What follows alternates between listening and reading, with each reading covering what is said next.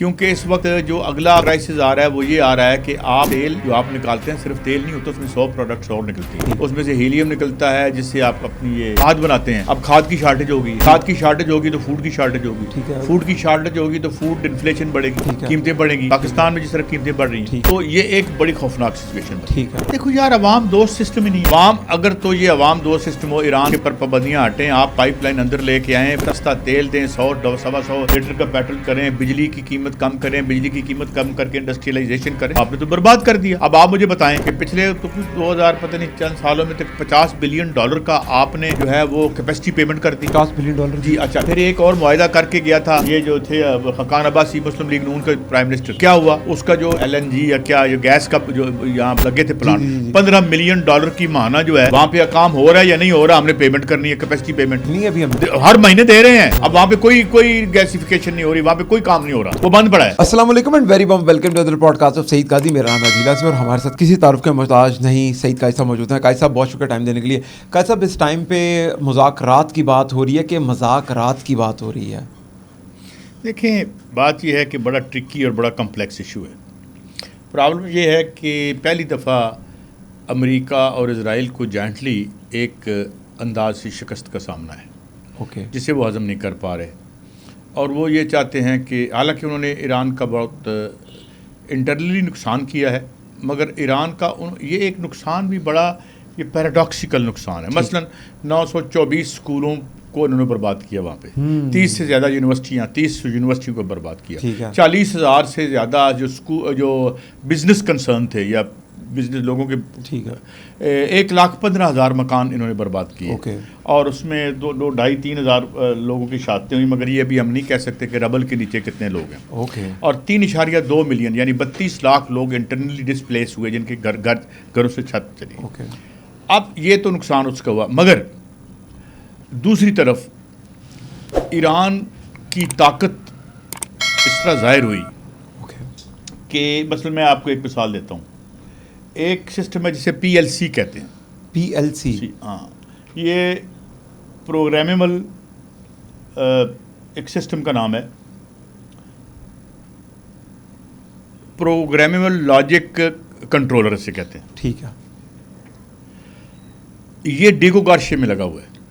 ये कहाँ पर है जी? ये 4000 किलोमीटर दूर है ईरान से। अच्छा, ठीक है। और ये सबसे बड़ी बेस है अमेरिका की।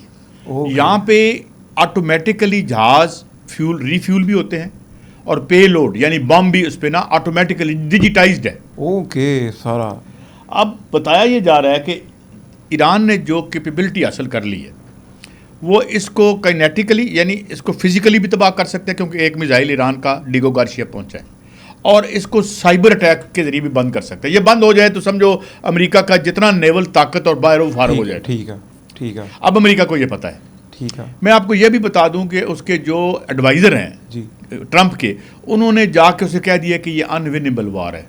ठीक है। ये जीत नहीं सकते तुम। ठीक है। लेकिन अब दूसरी तरफ जो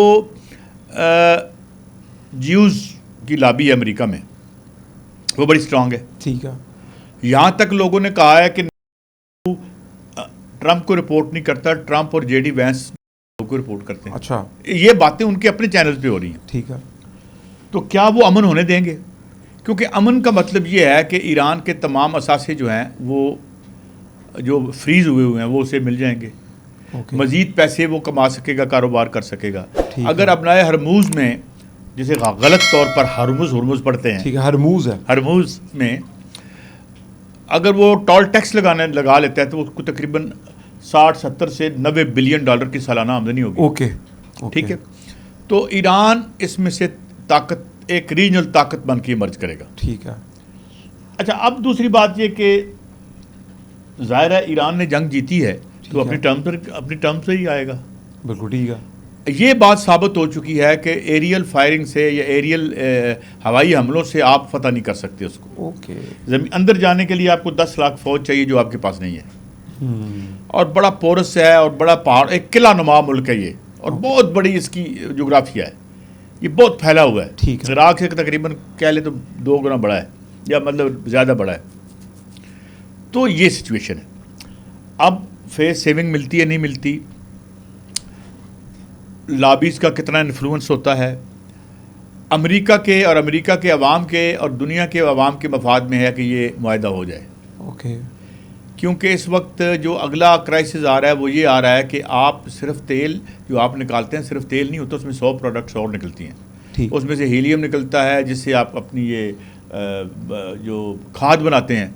अब खाद की शार्टेज हो गई है, खाद की शार्टेज होगी तो फूड की शार्टेज होगी, ठीक है। फूड की शार्टेज होगी तो फूड इन्फ्लेशन बढ़ेगी, ठीक है। कीमतें बढ़ेंगी। पाकिस्तान में जिस तरह कीमतें बढ़ रही हैं, ठीक है। तो मेरा ये पर्सपेक्टिव ये है कि अगर ये जंग बढ़ती है और ये क्राइसिस रहता है और अपना हरमूज और ये जो बाबुल मंदब है जिसको उन्होंने हूतियों ने बंद किया हुआ है, ये बंद रहता है तो इतना बड़ा माशी क्राइसिस आएगा कि आपको बहुत से मुल्कों में इनकलाबात नजर आएंगे, बहुत सी हुकूमतें उड़ जाएंगी, लोग जो हैं वो बिलबिला के बाहर निकल आएंगे। ठीक है।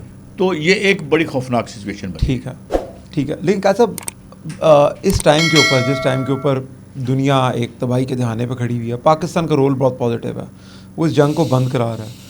अच्छा, अब इस जंग को बंद करा रहा है पाकिस्तान, तो डेफिनेटली एज अ सालिस पाकिस्तान का बोलबाला पूरी दुनिया में हो रहा है। पाकिस्तान के लिए अपॉर्चुनिटीज़ भी निकलेंगी, अवाम के लिए क्या अपॉर्चुनिटीज़ निकलेंगी? देखो यार, अवाम दोस्त सिस्टम ही नहीं है। अवाम अगर तो ये अवाम दोस्त सिस्टम हो, ईरान के पर पाबंदियाँ हटें, आप पाइपलाइन अंदर लेके आएँ, सस्ता तेल दें, 100-125 लीटर का पेट्रोल करें, बिजली की कीमत कम करें, बिजली की कीमत कम करके इंडस्ट्रियलाइजेशन करें, आपने तो बर्बाद कर दिया। वो आते हैं अवैस लगारी साहब और वो एक फॉर्मिडेबल फोर्स बन जाते हैं। अब आप मुझे बताएं, कल मुझे एक फ़िगर निकाली गई और मैंने अपने एक रिपोर्टर से भी की कि पिछले तो कुछ 2000 पता नहीं चंद सालों में तक $50 बिलियन का आपने जो है वो कैपेसिटी पेमेंट कर दी। $50 बिलियन? जी। अच्छा, फिर एक और मुआहदा करके गया था ये जो थे खकान अब्बासी, मुस्लिम लीग नून का प्राइम मिनिस्टर। तो क्या हुआ उसका, जो आपकी ये है LNG या क्या, ये गैस का जो यहाँ लगे थे प्लांट, $15 मिलियन की माहाना जो है वहाँ पे काम हो रहा है या नहीं हो रहा, हमने पेमेंट करनी है, कैपेसिटी पेमेंट देनी है अभी हमने, हर महीने दे रहे हैं। अब वहाँ पे कोई गैसिफिकेशन नहीं हो रही, वहाँ पे कोई काम नहीं हो रहा। ठीक है, वो बंद पड़ा है। तो अवाम के लिए अपॉर्चुनिटी कुछ तो होगी नहीं, वहाँ क्या अपॉर्चुनिटी, ट्रिकल डाउन हो गया, कुछ नीचे आ जाए सामान तो आ जाए, वरना ये पूरा सिस्टम जो है वो इशराफिया के लिए बना हुआ है। और मुझे तो ये भी डर है कि क्या हुकूमत में विल मौजूद है कि ये जो आयल की स्मगलिंग ख़त्म करके इसको लीगलाइज करके आयल सस्ता करें ईरान से, ये कर लेंगे? शायद हो सकता है यार, जो चीनी में चीनी के ब्लैकी हैं, बिजली के ब्लैकी हैं।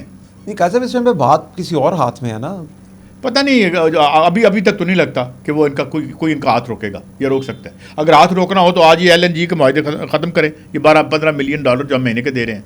ठीक है, ये अगर इनके पीछे से थापड़ा ख़त्म करें और पता करें ये पिछला चीनी का क्राइसिस क्या था और क्यों वज़ीर पैदावार ने ये बयान दिया कि मौसम की वजह से बिजली की इसकी चीनी की कीमत बढ़ गई है। ठीक है। कैसा, मैं दोबारा आऊँगा मुज़ाकरात के ऊपर। मुज़ाकरात पहले मैंने कहा था, मैं उसके लिए माफ़ी चाहता हूँ, होंगे कि नहीं होंगे? देखिए जी, मैं as long as and Trump is at the helm of affairs, कुछ भी हो सकता है और कुछ भी नहीं हो सकता। वो कह रहे हैं कि जिस टाइम के ऊपर ट्रम्प जाग रहा होता है तो ईरान वाले सो रहे होते हैं, तो यार सोना जागना क्या होता है? बात यह है कि एक तो वो एक बुढ़ा, उन पर तो तरह तरह के इल्ज़ाम लगाने शुरू कर दिए। 2 डॉक्टर्स जो अच्छी बड़ी पोजीशनों पे हैं, वो उनकी ज़हनी सेहत के बारे में वो डाउट्स क्रिएट कर रहे हैं ट्रम्प की। हाँ, वहाँ पे आके TV पे बातें की हैं लोगों ने आके। जी, वो कह रहे हैं। अब उसके बाद उनका कोई पता नहीं चलता, एक लम्हे कुछ कहते हैं, अगले लम्हे कुछ कहते हैं जी। तो इसलिए मैं कोई इस बारे में प्रिडिक्शन नहीं कर सकता, मगर बहुत ही वोलेटाइल सिचुएशन है जी। और ना मैं आपको एक बड़ी बात कहने लगा और डॉक्टर लाल खान को कोट करता हूँ। ये बात उन्होंने इंडिया और पाकिस्तान के बारे में कही थी, मगर मैं आज ये इनके बारे में भी कह सकता हूँ, ईरान, इजराइल और अमेरिका के बारे में भी। यानी अमेरिका और इजराइल एक तरफ और ईरान एक तरफ। ठीक है। उस दिन डॉक्टर साहब ने कहा था, हम पाकिस्तान और इंडिया ना अमन अफोर्ड कर सकते हैं, न जंग अफोर्ड कर सकते हैं। यही मामला ईरान के, ना वो अमन अफोर्ड कर सकते हैं, ना जंग अफोर्ड कर सकते हैं। ठीक है, तो फिर क्या होगा? क्राइसिस चलता रहेगा। क्राइसिस अफोर्ड कर सकते हैं। देखिए, ये कैपिटलिज्म आज अपने जिस मकाम पे पहुंचा हुआ है, ठीक है, उसमें इसके अंदर से खैर निकलने की कोई उम्मीद नहीं है। खैर नहीं इसके अंदर। हाँ, इसमें ये कब्जे की नफ्सियात, उसके बाद इंटरनल क्राइसिस, उसके बाद आपने पहले टैरिफ लगा दिए, टैरिफ कम कर दिए, अब अमेरिका बहादुर की जो अजमत रफ्त है वो आहिस्ता आहिस्ता हाथों से खिसक रही है, जैसे रेत हाथों से जाती ठीक है, है। वो उसको जितना जोर से पकड़ने की कोशिश वो करते हैं और निकला। लेकिन कैसा अभी कहा जा रहा है कि जो मोस्ट इम्पॉर्टेंटली मैं ट्रम्प का बयान सुन रहा था, उसने कहा कि we are going to crush Iran, कल रात 12 बजे की डेडलाइन है, हम सारे बिजली घर तोड़ देंगे, ऐसे तोड़ेंगे कि दोबारा बन नहीं पाएंगे, हम सारे पुल तोड़ देंगे, पुल ऐसे तोड़ेंगे दोबारा बन नहीं पाएंगे। देखिए, तो इस तरह की एग्रेसिव स्टेटमेंट एक साइड पे दे रहे हैं और एक तरफ मुज़ाकरात की बात हो रही है, कैसे चलेगा? देखिए बात ये है, 20 के करीब आईटी कंपनियां हैं जो कि बेसिकली उनके दिफाई कंट्रैक्टर्स हैं। ठीक है। ईरान उनको हिट कर देगा। इस वक्त हारेट्स ही है गालबन, ये अखबार है इजरायली। ठीक है। चलिए हम उसकी बात मान लेते हैं। शुरू में जब जंग थी तो 90% या 95% वो कहते थे कि ईरान के मिसाइल वो रोक रहे हैं। ठीक है। अब 27% गुजर के जा रहे हैं। अगर वो 100 मिसाइल फेंकते हैं तो 27 जाके लगते हैं। ठीक है।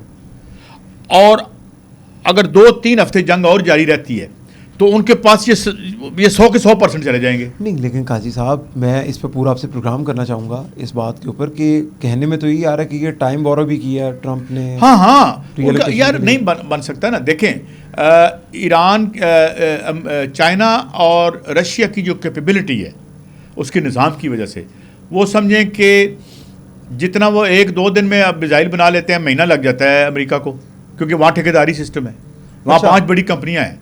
यहाँ तो कंसोर्शियम है ना, गवर्नमेंट कंट्रोल करती है। ठीक है, अमेरिका, ठीक है। चाइना का जो मिलिट्री इंडस्ट्रियल कम्प्लेक्स है, ये 90% उससे ज़्यादा जो है वो रियासत के कंट्रोल में है। ओके। तो वहाँ तो ठेकेदारी सिस्टम है, पहले टेंडर बुलाओ, फिर वो ठेकेदार अपने प्रॉफिट कमाएंगे, विचों किक बैकां लवांगे, ये करेंगे। ये सारा 2 नंबर निज़ाम हमें अमेरिका से ही मिला है ना। ओके। तो इसलिए उसकी एफिशिएंसी, एफिकेसी बहुत ज़्यादा मुश्किल में है उनसे, और ये जंग वो अफोर्ड नहीं कर सकते। और उनको ये एडवाइस किया भी गया है। बाज़ लोग एनालिस्ट ये कह रहे हैं, अगर मैं कर्नल डगलस मैकग्रेगर की बात करूं तो ये वो बड़े लोग हैं जो जिनकी रसाई होती है ना, तो उनका ये उनको बताया गया कि ये जंग आप ना करें। मगर बात क्या है, वो कौन करेगा? वही वो बाज़ लोग तो ये कहते हैं कि वर्चुअली इजराइल ओन करता है कांग्रेस को और सेनेट को उनकी। जी जी, कहा जा रहा है ये कहा अब तो बड़ा लाउडली कहा जा रहा है। कैसा फिर हम इस प्रोग्राम के नाम की जानब लेके जाते हैं, हम टाइम से थोड़ा एक्सीड कर रहे हैं, तो अगले प्रोग्राम तक के लिए इजाज़त दीजिए। अल्लाह हाफ़िज़।